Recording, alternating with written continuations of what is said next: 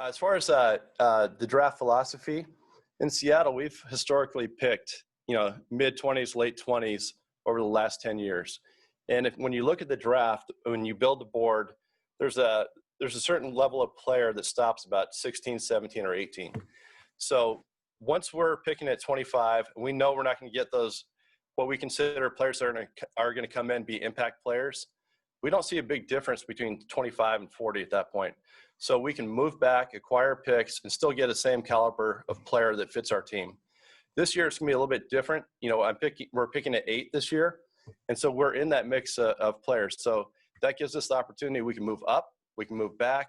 It gives us a lot of flexibility in the draft, and it'll be a new adventure and one that I'm looking forward to. But that's really, if you're not in that top part of the draft, we're going to try to acquire picks.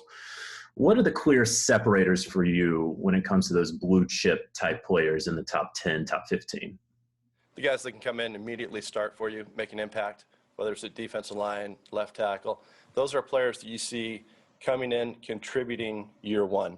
Those are franchise players that you can build on going forward. And that's that ledge that I talk about that usually stops somewhere between 16 or 18.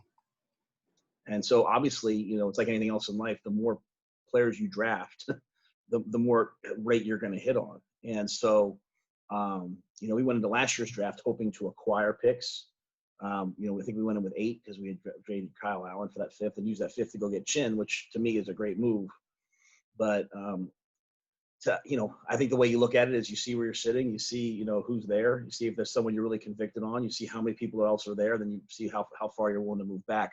That being said, I think the best thing we can do is always look at all of our options. If we're convicted on someone, stay where we are, move up. But if there's an opportunity to move back and still get someone we really want, when Scott talked about that made a ton of sense. And I think it's something that I would be in agreement with. I just think every decision kind of won't be in a vacuum. It'll just be, hey, what's right on this one, what's right on this one, what's right on this one. And that's what I wanted. I wanted to have someone come in, personnel wise, who has experience with all that, who's been through all these things, who can pick up the phone and talk to every general manager and, really have a lay of the land. So I think Scott really, checks the boxes on those things.